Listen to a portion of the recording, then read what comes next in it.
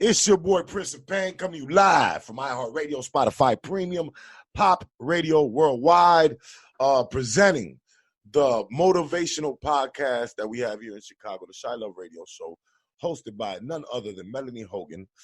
Tap in, tune in. It's that time, y'all. Hello, love. Welcome to the ChiLove Radio Show with Pop Radio Worldwide, iHeartRadio, and Spotify Premium. Hosted by yours truly, Melanie Hogan. My friends call me Mel. ChiLove Radio Show is sponsored by ChiLove LLC.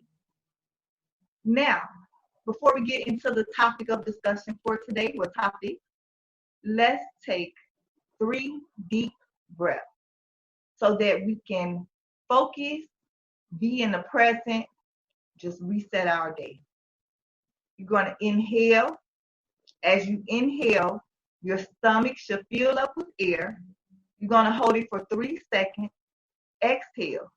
As you exhale, your stomach should start to go back down. Ready? Okay. 1.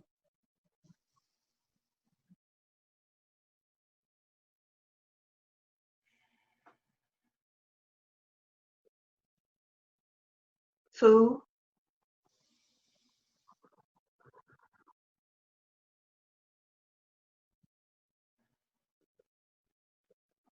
3.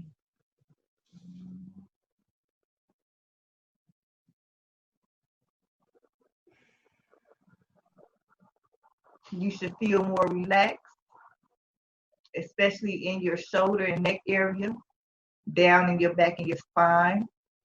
You could actually feel the air and the compression from taking those deep inhales and exhales. You should have been able to feel it down up in here in your body. So, now that we're here in the present, let's start with these updates. And of course, we have COVID-19, which seems to have moved in with us for a while. It's becoming a constant.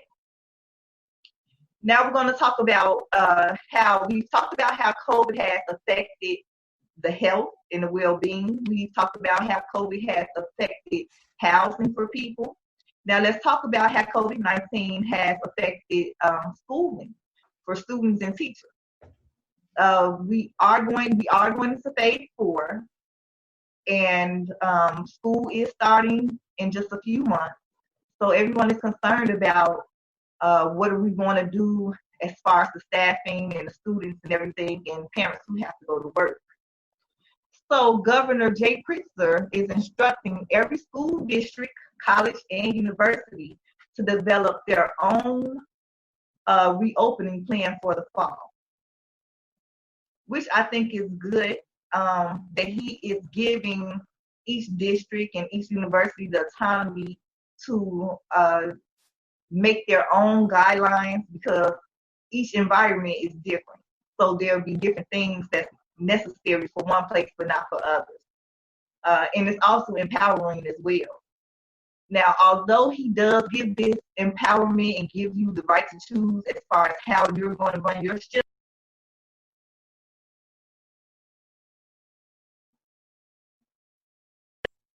Your audio went out for a second, honey. You got it. Yeah. So we have some universal guidelines for all the colleges, universities, and schools here. And they are use of face covering.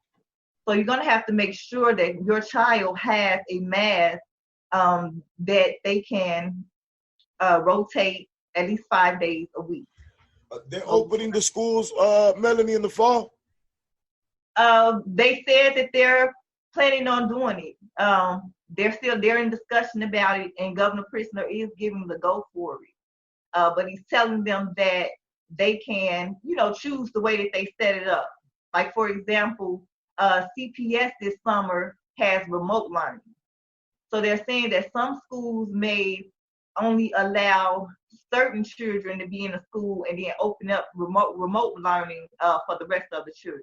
What do you mean remote? What do you mean remote learning? Huh? What do you mean remote learning?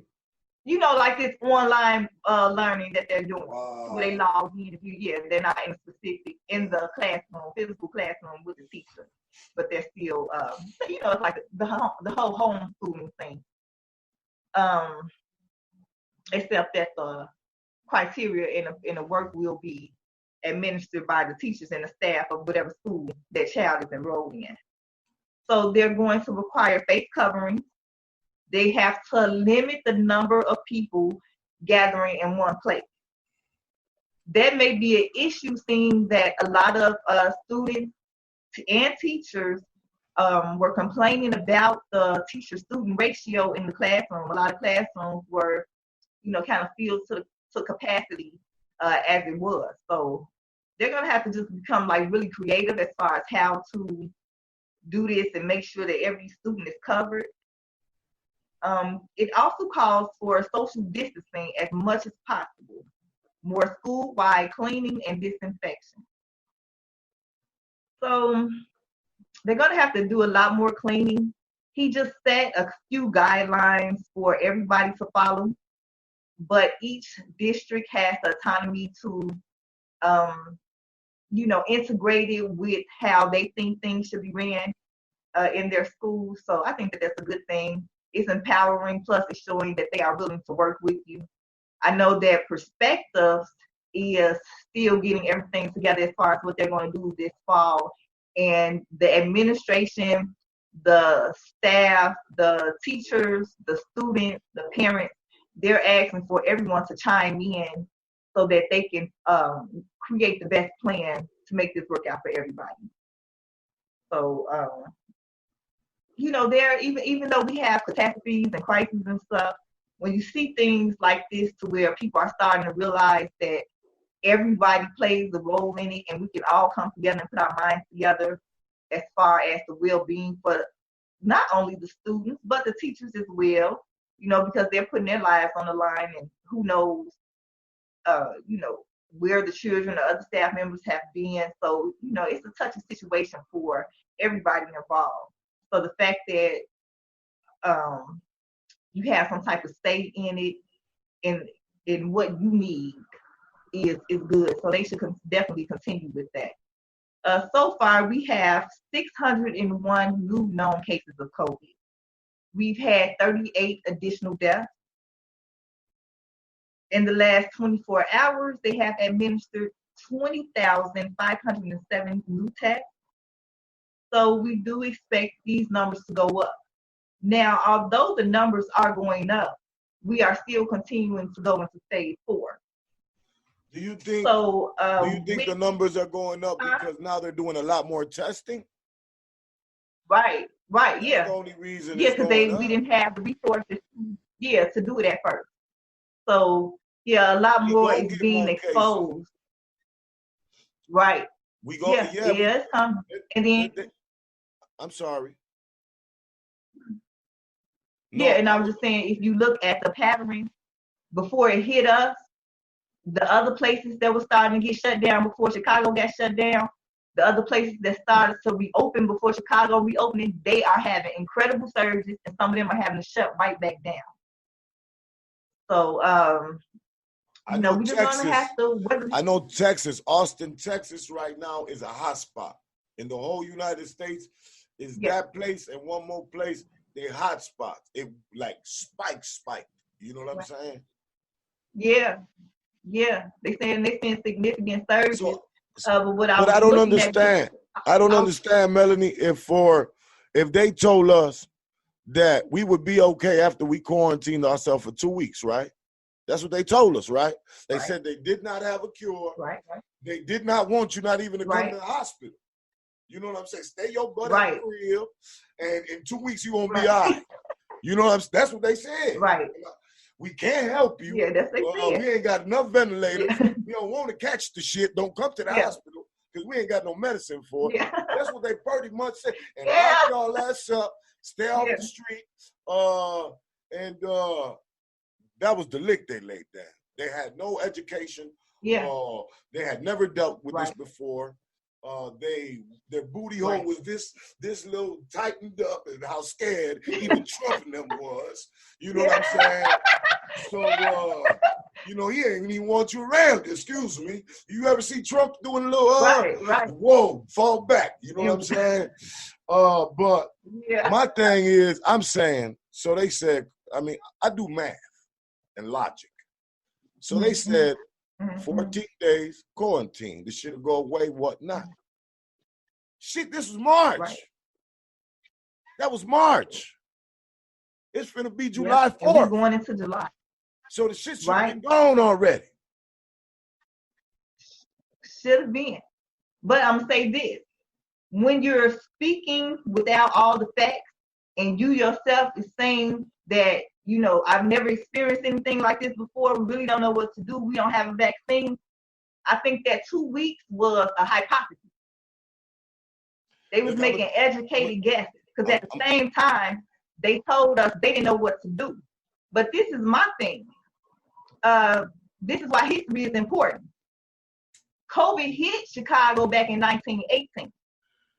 So even though these people were even born at the time to go through with the fact that it was imprint in history, somebody should have went and, checked that out. Because if you look at what happened in 1918 and then look at how they handling it here in 2020, they actually following the same pattern. And they started to succumb to the pressure of the people. People was upset. They didn't want to wear the mask. They were all type of stuff. The same thing, history is repeating itself. They ended up reopening it, and the surge came back, and it was ugly. So it's like we can learn from history. I think I had it. I think me and Mama had it. I ain't gonna lie. Forget 14 days. For 6 weeks, I had fevers. Yeah. I wound up in the hospital with pneumonia, and this is right before they they ain't even know what I had. They just got. I went. My immune system fought it. They gave me a couple little antibiotics, and I was back home sweating for another 3-4 weeks. But I fought it. Mama wound up in the hospital with pneumonia. They ain't tell her she had no COVID-19. I know. They ain't tested for no COVID-19. But they got her back right and sent her home. So a lot of people beat it. You know what I'm saying? A lot of people. And then that's the good part about it. As many cases that has been coming up in, although the deaths are tragic, in relation to the number of people who catching it and healing from it, it's on a higher on the upswing of things. So, but the fact that you have to endure those symptoms for so long, because when I got sick, I was sick for over a month, and I'm like, okay, they said I didn't even have it, but I had the symptoms, and it was past 2 weeks. So, you know what else got you sick? What? I think the whole country, if they had a little flu, you understand what I'm saying? If they had a little runny nose or the way the media had the country, I can't even go by my mama sometimes because all she want to tell me is some bad news from the news. You know what I'm saying? So the media was making the whole country even depressed on talking about, look, we losing these many today. In real life. You can't smell. In real life. Yes. I mean, the whole. Yeah, so now I was aware of that. So what I would do was, when I first started to notice some symptoms, I'm like, okay, I don't want to freak out. Because, I remember. It's so easy to get swept up into it. So okay, I'm like, I'm a chill out. I'm gonna take notice of it. So I take notice of myself when I was in the house, and then when I go back outside. So then I noticed that my nose starts get runny again, or I get a little bit congested. Then I come up in the house. So, okay, I'm taking, conscious notice of it. Girl, and then it started. I remember. Don't you remember? You talked to me for a week that week. You hear me? You wouldn't even talk. You just wanted to text. You hear me? But for a week, you was walking on eggshell. It was hidden. It was hidden. Them symptoms just started taking over my body, and then, like they said, if you already have something going on with your body, and then when something new hit, any additional symptoms, that seems to kick up, what you already have going on. So now you got a whole mixture of everything going on. You got tested, right, Melanie? You got tested, right? Yeah. And then all the anxiety went away, right? Huh? And then all the anxiety went away? No, No? because I still had the doggone symptoms. Yeah, I still was sick. They told me I didn't have it, and I still was coughing to the point where I was throwing up. It was just still crazy madness. So I'm just wondering, what is this, and when is it gonna leave my little body? I just had to rat it out and take the little medicine that they gave me and do what I needed to do. And yes, trying not to let the anxiety of it all get to me, because it was just crazy. I ain't gonna lie, from March till now is the most lemons I ever ate in my life. You hear me? I eat lemons religiously every day now. It's good for cutting mucus. So that's good business. And they say that this COVID is linked to mucus. But yeah, so I think a lot of people have had like experiences back and forth, either some of the symptoms or having it totally one way or another. But thankfully, a lot of people are recovering from it. As I said, if you already have something going on with your body and your immune system, you got to be a little more careful because it hit a little bit harder. So, like I said, we're going into phase 4 of the state's reopening. So they're going to open up the museums, which I'm excited about because I love the Art Institute and the planetarium and the shared aquarium. So I can see my little jellyfish. They're going to open up indoor dining for restaurants, gyms, and movie theaters. But they will be open with limited capacity and appropriate safeguards, of course, according to Mayor T.T. Lightfoot. Now, Mayor Lightfoot also announced mobile testing for residents in hard-hit African-American neighborhoods. So people who live near Kennedy King College on the south side or Austin Health Center out west, you'll be able to go to those sites, among others, to get tested. The mobile sites will be able to test up to 500 people daily. So keep yourself sanitized, keep your hands sanitized. Try not to allow, as Pop was saying, the media of it all to freak your little brain out. Pay attention and try to, just watch yourself. Observe yourself, watch yourself. Put the mask on. Just try to take care of yourself as best as possible. And let's just ride this wave out until it's over with. I don't see nobody really wearing no mask no more, Melanie. Yeah. I noticed that a lot of people not wearing the mask. Is it still policy in Chicago that you have to wear one in the streets? Is it? Well, not when you're by yourself, but they say when you're going into large gatherings or like stores and stuff, they want you to wear the mask. A lot of the stores actually have signs saying that you need to have on a mask before entering. It was some other video I saw. This little man didn't have a mask, and he started to fight the little Walmart greeters trying to push his way. I seen that. Yeah, it's a Walmart. So this is the thing. When stuff as hell. Yeah. when the people who are in charge have no real knowledge about what's going on, it's best to just be on the safe side. Better safe than sorry any day. So regardless of if it's the COVID that is behind this or it's really the radiation that's behind these symptoms, something is causing people to have these symptoms. Something is causing people to lose their lives, regardless of what it's called. So, just to be on the safe side, be mindful. Ain't nobody saying shut down and go into a cave somewhere, but just be mindful because you never know. And who wants to, you don't have to know everything firsthand to believe that it exists.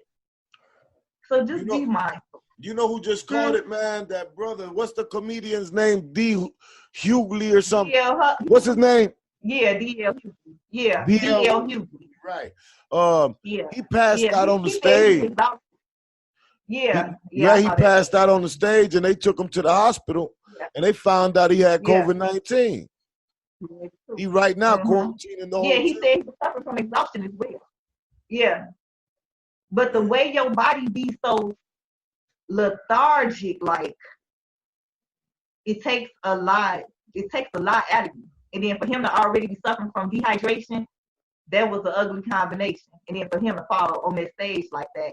So now everybody, especially the staff members, have to be tested for COVID now, because they were exposed to him during that little time. So yeah, it's looking like it's something going on out here. So just try to be safe so that we can get through it. So let's talk about George Floyd. Not him specifically, but two of the police officers who were with Chauvin. Did you watch the video I told you? Did you watch the video I told you about yesterday? Yeah, when the baby was snapping. Yeah. Yeah, when the on TMZ. Yeah. Yeah. Yeah, we're gonna discuss that too. He won because I like to look at everything. I like to know all the facts if I can. There still is no justification for what happened to George Floyd, but it's just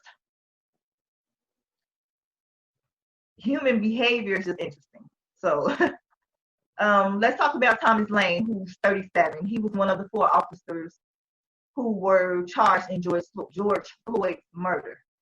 Now, he recently posted bail for $750,000, and he was released with conditions.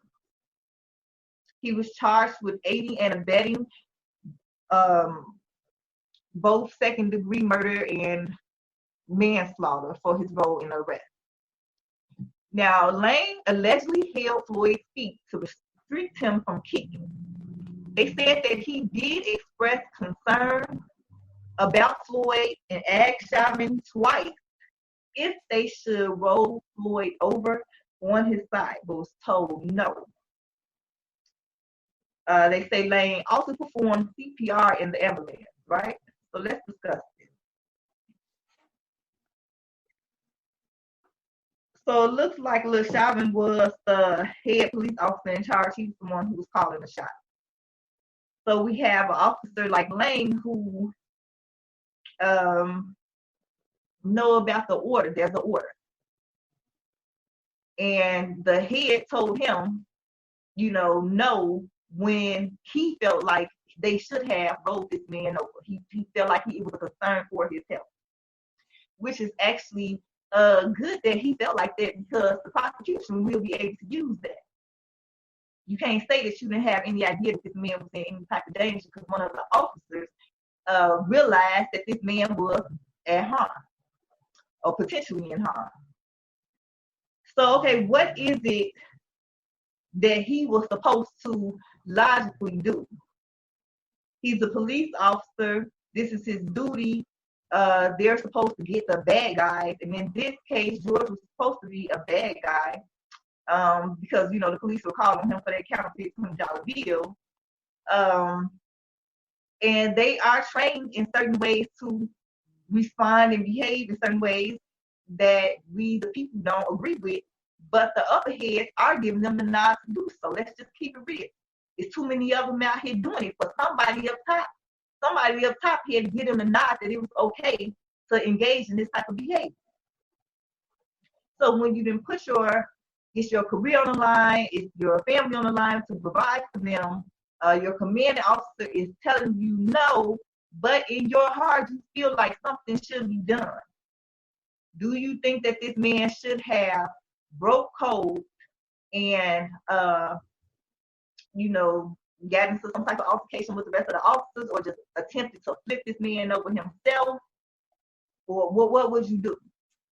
It's like the same thing in a game when they saying, okay, we got to go ahead and make this hit, and Buddy right here scared out his life, and he really don't want to have no part of this, but he game.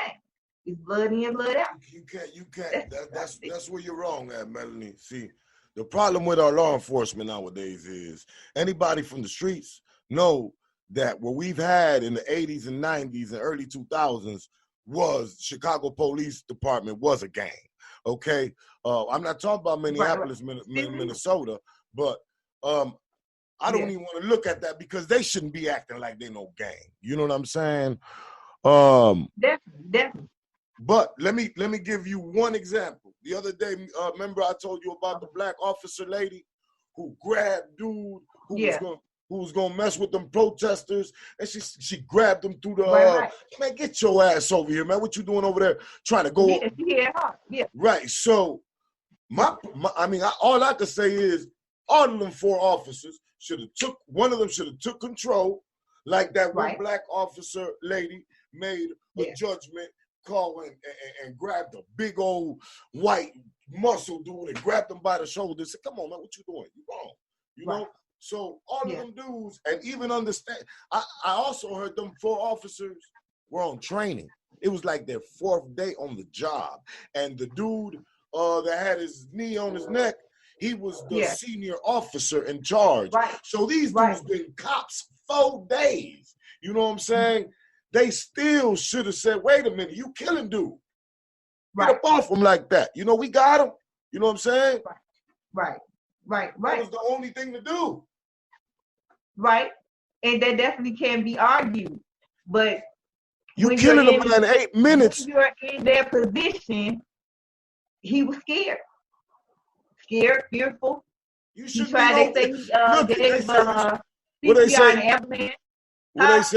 what they say, if you scared, go to church, right? You scared, go to church, right? Don't join the police department. Okay, go to church. Right.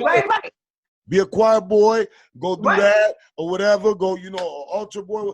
If you scared, go to church, get out, don't be a police, because it's trenches and it's all type of situations, and you're going to have to be Superman in real life. And you're going to have to make the real decision. Every situation gives you a chance to discover who you are more and more. They have done psychology and sociology research experiments on this, to where that's like if somebody on the train, somebody getting robbed, and you got all these people right here, nobody stepped in to do something. It was that fear, and people was waiting on that one person to do something, then everybody would have fell in line. But if nobody is doing something, a lot of times we tend to overlook or allow a mistreatment or injustice to happen because of that fear. Now, I agree, he should have turned him over. He should have did something. But at the same time, I have read stories and heard videos of police officers who did intervene before this whole George Floyd incident happened. And they said their whole life got taken away from them. Blackball and everything, because they decided to take the thing. That happens. You got to, again, you scared, go to church. You don't want to be in the field, get out the field. It's simple as that. You got to accept what come with it. And anything in life. Now they're going to have to suffer the consequences of killing a man in cold blood. And instead of being cops, they're going to have to be inmates. You know what I'm saying? And they're going to have, it's just that simple. You can't just watch a man for 9 minutes get kneed on his neck and not do nothing about it. And instead of not doing nothing about it, barricade everybody out from going to protect that man. And I agree, but it all is what it is. You got to look at the reality of the situation. You got to accept the reality of the situation. Everybody has a side. Everybody is coming from their own level of understanding. Everybody ain't popped in the world. You get hard. In life, I look at life like, whatever I've been through, fine, okay? But I look at life today as a grown man. You have right and you have wrong. You know what I'm saying? And you have a heart. So sometimes, yes, wrong.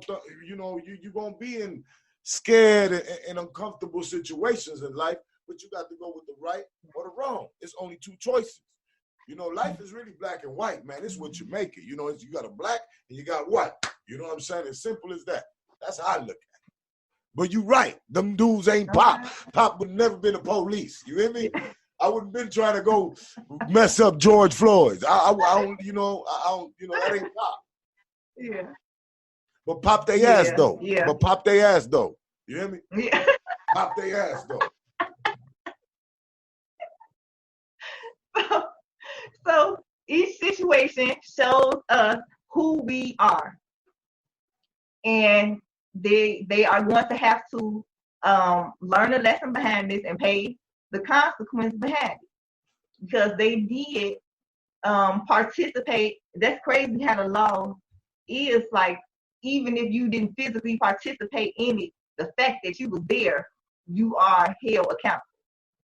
Even with non-police situations where people have witnessed people get murdered in cold blood, and all they did was hold a camera or didn't say anything at all, continue to try to mind their business. So the laws are trip, Melanie. You gotta know, you gotta know the law. Did you know, for instance, right?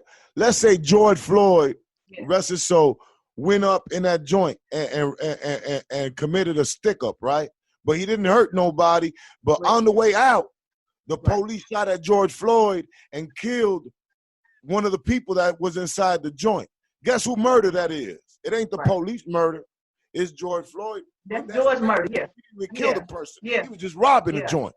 But the law is the law, Yeah. It needs to be, we need to amend a lot of things. We need to tear down a lot of things and rebuild a lot of things, because it's not working. Stuff that was set back 400 years ago does not apply to today.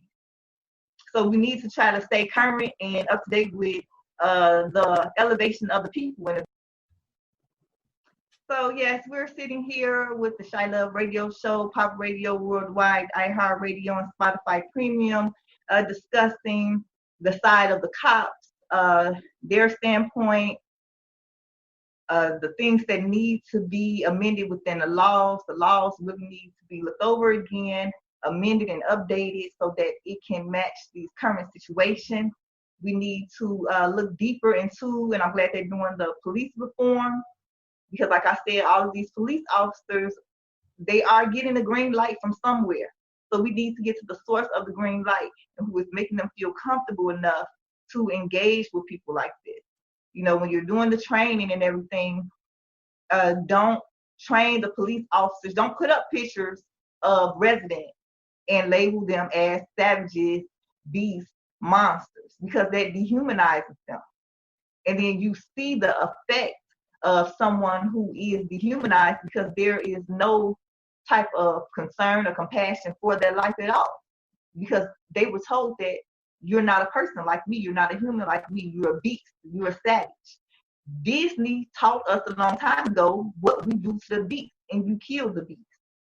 So we need to, in all things, keep humanity on the side of the law, on the side of the resident. So, and we just need to get a greater understanding with each other, with each side, with all sides involved, to see where everybody is coming from, to try to understand why they feel like they are justified in behaving the way that they do. If a person doesn't get an understanding of why their actions were wrong, they're going to continue to repeat those same actions. So we have to start to get it through their heads that, you're dehumanizing people. These are people just like you. You have your title, and, a lot of people not saying anything because that's their money. This job is their money. They have benefits. They have a family to take care of. And like we was talking yesterday about the whole hustle. When it comes to the money, it's not much that people won't do these days to get it. Now, do I feel like you should have some boundaries on how far you'll go to get the money? Yes, I do. It shouldn't just be anything that comes up that you will engage in to get the money. And as we see, a lot of these police officers are on the same thing because their money was tied into, I do believe that their money was tied to their decision not to react in a proactive manner to help George Floyd. Their money was connected to this.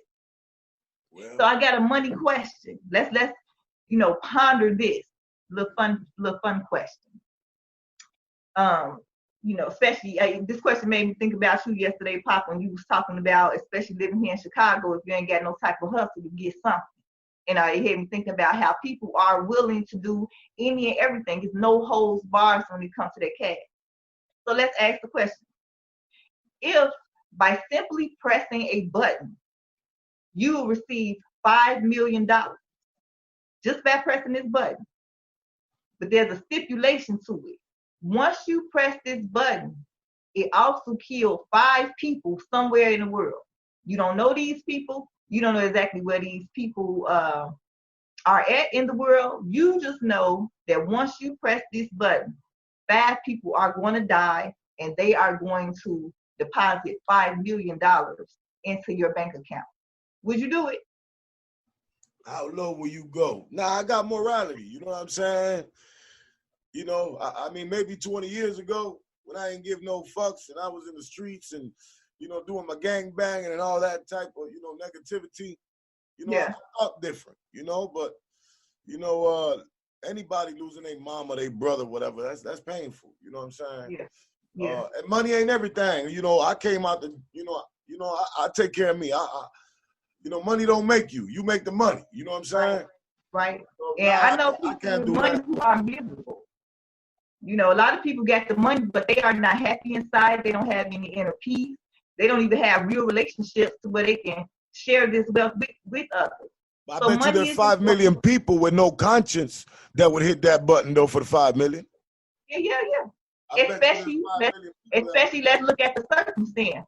Let's say your child is dying or your mom is dying, and you are presented with this opportunity. Would you push that button and get that $5 million to cover what your mom needs or your child needs, knowing that 5 other people would die? Man, don't you know it's creeps out right now in Division 11 some goddamn well for plotting on a mama for $20,000 of insurance money. You know what I'm saying? So that's horrible. Man, 5 million will make these boys and crazy people do all type of strange. How low will you go? You know what I'm saying? See, that type of energy, I don't pull close to me. If I feel like you're one of those people who would do anything for the money, because if you do anything for the money, somewhere along the line you'll take my head off if the price was right. No doubt. So in that case, I don't really waste my energy too hard with those types. Would you hit the button? No, I'm not gonna hit the button. You wouldn't hit the button for the 5 million? I know that no. I know that I'm Mama Daddy God's child. And regardless of what has been going on, and honey, I got some testimony. Mom, Daddy God never put me in a position to where I had to do that. Some other door always open one way or another. And they might not come through, you know, like how people do if they was out there stealing and everything. But I want my stuff longevity. You know, so, you know. That's then it's like, what if I push the button? What if I push the button, I don't know who it is I kill, and then I get the money, and then later on I found out I killed my best friend baby or something like that. You know what I'm saying? I'm gonna feel real bad for that. So how about within them 5 choices, it had to be one of your family members. You know what I'm saying? Yeah, that's actually part of the thing. Some people would still do it. Yeah, in real life. A lot of people don't like blood, part of their blood anyway, so they just be looking for a reason. They just be looking for a reason anyway. But it's like, would you want somebody to do this to you? It's like the golden rule. Sometimes when you finna make a move, you need to ask yourself, if somebody did to me what I'm gonna do or have done to somebody else, how will I handle it? Will I take that L? More than likely, especially being from Chicago, you wouldn't take it in this trouble time. So you cannot have such a mentality to where you could do something to somebody, but you so tough or you so whatever that somebody is not going to do it to you. We all was raised in the same land with the same spirit. This Chicago. We have to be more mindful of how we treat each other. If you wouldn't want the act done to you, don't do the act. Right. It's it's not hard. You said something about the police, about them trying to get it within their head. It's action for every reaction. You know what I'm saying? Right. I think the United States as a whole, the hoods, Black Lives Matter, the whole George Floyd movement and everything that kicked off during the pandemic, put some fear in them people's ass. You hear me? Yeah. In real life. I think they know now. I think they know now. Yeah. We can't be getting out of our body like that no more. Right. But see, that's the thing. It was looking like it was being effective to a certain point until then you turn on the news and you find out the police and took down somebody else. And then the police and took down somebody else. So it's like, yeah, but I'm going to tell you this. Fear will make you either fight, flight, or freeze. So I think some of this fear has made some of the police officers snap off a little bit harder because everybody at a it's me or you point instead of a it's a we. We got to learn how to shut it the space while we hear y'all. You want to go home. These other people want to go home that you come into contact with over the street, in the street. Even if they did something that was a crime, you can still treat them with respect and put their little handcuffs on and get them their little due process. Who are you to you administering the guilty verdict on the suspect before they even got a chance to see the judge?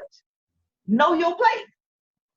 That's what a lot of you need to do. Know your place. They be thinking they're above the law, though, Melanie, and that been going on for 40, 50 years. You know what I'm saying? Well, we need to recondition them that this is a new day, a new order, a new law. Yeah, I agree. That's it. That's all. And I saw that a lot of people are police officers are calling off work and everything. Good. If you know that you are a part of the problem, good. Or some of them are calling off because they want to put their foot down against TT Lightfoot and this whole police reform. Go. See, because what we're trying to do here is elevate and improve and get better. So if you're not going to be part of the solution, kindly dismiss yourself. Because we need people who are actually going to stand behind their slogan on the side of their vehicles, which says protect and serve. They need to put in writing who exactly falls within those protect and serve guidelines. Now, if certain residents are left out, make that plain and clear. Because to our understanding, we all here in this here good old United States, whether we chose to come over here or was enslaved and brought over here, we still here. So the Constitution is supposed to apply to everybody. But as we've been seeing, they have been picking and choosing who it applies to. So that's the issue. And then you had an upper hand when we could not read, when we could not understand. But now we can read, and now we can understand, and now we can think. So now you need to come with something better than that. I don't care what has been going on. People have been in jail 50, 60 years. Do they want to go back? Just because something has been going on for so long does not mean that you continue. We have to think about everybody as a whole. We shouldn't even have these classes built up to where, you know, this upper class is looking down on the middle class and the middle class is looking down on the lower class. It's people. It's humanity. It's energy. How everybody feels affects the whole atmosphere. And we're combining this together and wondering why things are exploding and combusting the way that they are. But then when a situation happens to you, you want somebody to have compassion on you, but you have compassion on none. It ain't no fun when the rabbit got the gun. You know what I'm saying? It sure ain't. It sure ain't. And everybody ain't walking with Jesus and ready to forgive. Some people walking with them Hebrew Israelites and ready to take the head off of the hunter. So you have to understand. Start to move in the way and treat people the way that you want to be treated, regardless of your status. Don't allow the need for the money to make you do just anything or make you turn your head to just anything. Look at what it's doing to us as a people. It is spreading everywhere. Nobody is exempt from it. And that's why we have all this stuff with anxiety and chronic pain. Your stress has manifested physical symptoms in your body to shut your body down and wondering why your health is bad, your well-being is bad. Look at all this energy that is surrounding us. We are porous. Our vessels are porous. We absorb. Do you notice that when you go into different places, the air seems crisper, the air seems fresher, you actually are feeling better in that spot? And then you'll go to another environment and it's darker and it's duller and it's hollering and it's screaming and it's cursing and all of a sudden your back hurts, your head hurts. It's all within the energy.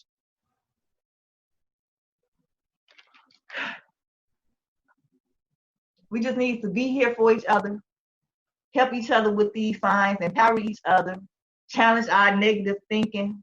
You know, once we start to realize that we're being negative, be aware of what's going on, examine where this is coming from. Is there a reality to this? Or am I just tweaking? And even if it is something to where you are realistically scared, then that's when you challenge that fear. And you say, okay, I'm scared to go in here because what me in my hat. So then you beat your chest and you put your fear on and you walk up in there to see if it's gonna happen for real. Like what's true? And then when you find out that it didn't kill you, it's empowering because you got to what you thought it was gonna take you down and it didn't. But for those who are experiencing anxiety here, especially in Chicago, with everything that is going on, you're gonna make me take another 3 deep breaths, man. And you should take as many deep breaths as you need to keep yourself. I have to close this show out with 3 deep breaths. You hear me? Keep yourself together. So it's like if you have anxiety, there's anxiety counseling here in Chicago. You can call 1312-955-1212. I know there's something else that anxiety is starting to it's being caused by this lack of money, as we was talking about. It's just adding to the stress and everything. So Bedford Park, there's a food company out in Bedford Park who are hiring sanitation, warehouse, and production. They have all shifts open. You can call 1-773-492-8999. I want you to know here at the ChiLove Radio Show, Pop Radio Worldwide, iHeartRadio, and Spotify Premium, we love you. We're rooting for you. We're going to do this together, and we can do anything. Hug. Love y'all. Thank y'all for tuning in. Melanie, before we get up out of here, I want to make a few announcements. I do want to let everybody know that since the COVID-19, we've taken Zoom as one of our sponsors and way to get on YouTube, get on iHeart, get on Spreaker, and everywhere else. So we appreciate Zoom. Melanie will be doing, the ChiLove Radio Show will be doing a lot more electronic interviews via Zoom. And we will also put them on iHeart. So if you're interested in connecting with Melanie Hogan from anywhere else, have questions, ideas, concerns, just want to be a fan, want to interact, think you have a special talent, and you know you want to be on her platform, email her at ChiLoveChicago@gmail.com. Yes.